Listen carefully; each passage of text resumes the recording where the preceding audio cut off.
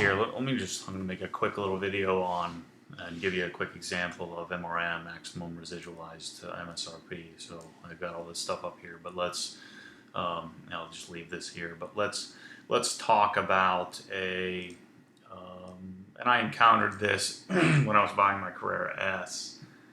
When you're talking about more expensive vehicles or vehicles that have high optionability, you have something that you can choose a ton of different options on. This is something you need to be aware of, and really there are three moving parts to a lease. You've got the mileage that you can choose, right? You've got the negotiated price. I guess there are more than three parts. You've got the term, right? How long am I going to lease it for? And then you have the money factor.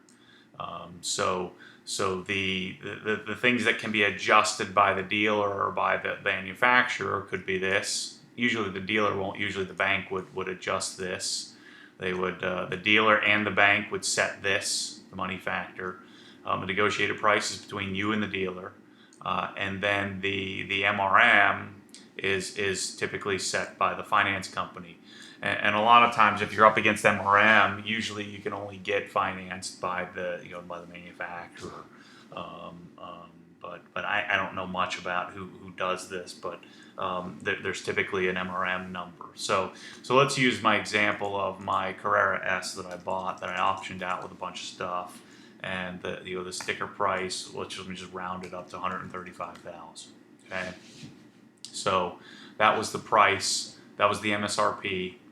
Now I got 6% off of MSRP, so that helped me out on the negotiated price. But let's say that I wasn't going to do 15,000 miles. Let's say I was going to do, on a Porsche, I did a 10,000 mile lease. So let's say the residual was 58% or something like that.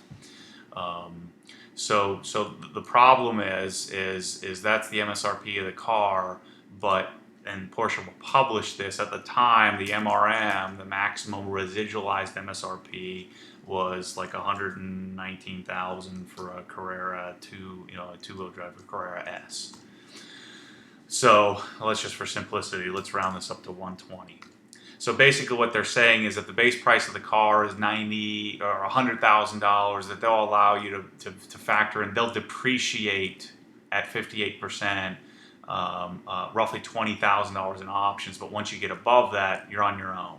Because again, the car, once it's optioned out to such a high level, the buyout at the end, the residualized value or the amount they're going to get for the car is going to be pretty similar, because what they don't want to do is sort of lose all that money. So you can't just go in there and pay on 58% of the or pay only 42% of the. Pay on 42% of the depreciation when the depreciation will be much higher than that. So what they're basically going to make us do, and I'll show you how this works, is make us pay that extra 15 grand cash. So if you want, like in my case, I wanted the power kit, the X51 package, and a few other options, leather, things like that. So my price got up higher, and at the time the GT3 wasn't available. So that's why I basically built a baby GT3, because I couldn't get one, and I wanted a manual as well. So in this case, MRM is 120. So when you have a maximum residualized value, you have to multiply that by the 58%. So if I go here and I take 120 times 0.58, so you're talking a residual value of, and again, I'm going to do a 36-month lease in this case, 69,600. I think Porsche's usually leased better on a 2-year lease, but I'm just going to run 36 here. Let's assume that my total incentive discount rebate was 6% off. So my purchase price was 135 minus or times 0.94 for 6% off. So I ended up paying, in this case, 126.9. Now, I know this is a first world problem here that you'd have to be very fortunate to have to worry about this, but this is something you do need to consider. So my negotiated price is 126.9. Down payment's going to be 0, so my net cap cost is going to be 126.9. Okay, so my depreciation is going to be, my purchase price is 126. Notice the 126 is lower than the MRM, or I'm sorry, higher than the MRM. So my depreciation is going to be roughly $6,900 higher, right? Because I got a discount, so it's not 15 grand that I have to pay for cash. My discount is helping wipe out some of that. But what I'm basically doing here is my cap cost, my depreciation is going to be 126.9 minus the 120, or I'm sorry, minus the 69,600. So let's see here. Let me make sure I'm doing this right. So I'm at, I keep grabbing my calculator that's sitting here. So I'm at 126.9 minus 69,600 is 57,300. 57,300 divided by 36.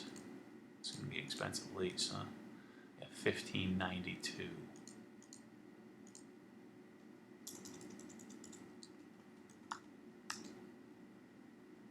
Or 1591.67. Okay, so essentially the the cap cost reduction is helping me. So that if the dealer wants to eat all of that, all that pricing, it's going to help me. But I'm still essentially that extra $7,000. I'm basically just writing a check for it. It's just adding right on top of the cost of what I'm paying. So I'm taking that $6,900 and adding it into the equation at the end. Wait a second. Let me check this. Anyway, sorry, a little sidetracked there.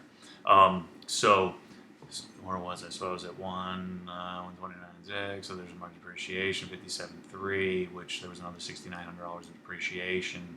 So basically, what I'm doing is I'm eating the cost of that over the 36 months. So the maximum residualized MSRP can affect the monthly payment pretty substantially. And so at 1591 here, and then let's just finish the calculation. So we're at 1591.67. Oh, so what am I doing here? Sorry, 126.9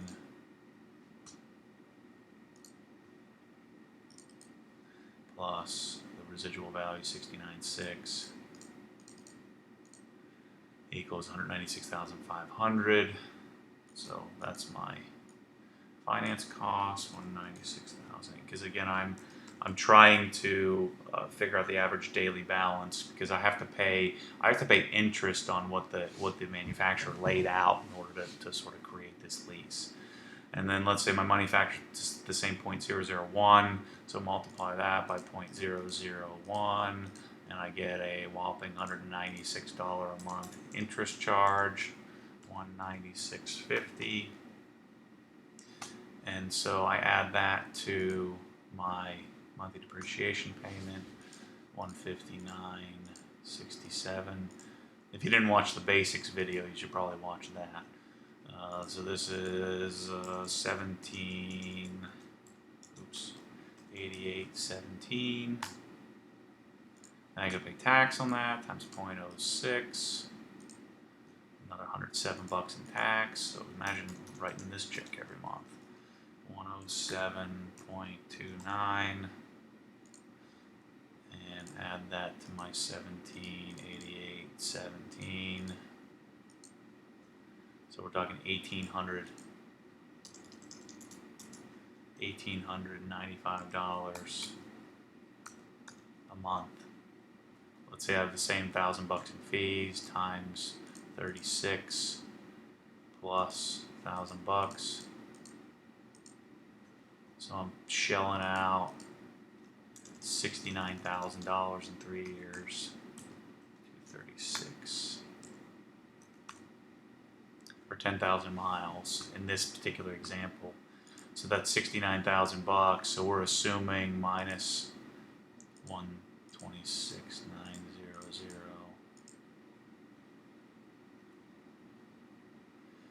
So see, here's the difference. This is why it doesn't make sense to do this, in that you went over the maximum amount they allow you to lease. So at the end of the deal, it's costing you quite a bit of money. That they think the car is going to be worth 70 grand, and yet you've paid 70,000 bucks. So in this case, the car should have a buyout of 57,000, but instead your buyout 69,000. You've paid so they've got another $10,000-$12,000 built into the price of this thing to hopefully offset the cost of the options that'll probably be worthless at the end. So long story short, if there's ever MRM involved and you intend to option it out and buy something that costs more than that, and I know these are extreme first world problems, but let's say you're buying a Range Rover, you're leasing a Range Rover, and you option it out with every possible option. My guess is that Land Rover is going to have a maximum residualized MSRP. I know that Porsche does. I'm sure Ferrari does. I'm sure some of the other sort of high-end vehicles do. I wouldn't even be surprised if Ford did on some vehicles, some of their sort of vehicles that don't want to lease. Like a Raptor or something like that. I'm not sure. But anyway, I just thought that's interesting stuff. That if you're a young guy and you're looking at this, maybe someday this will help you. If you're an old guy and you have tons of money, you probably are just going to pay cash with this anyway. But it is something to consider. Something that I learned about while I was buying. I had no intention of leasing my Carrera S, but something that I learned about and started to do a little bit of discovery on. So I thought it was something that was at least interesting, something to consider.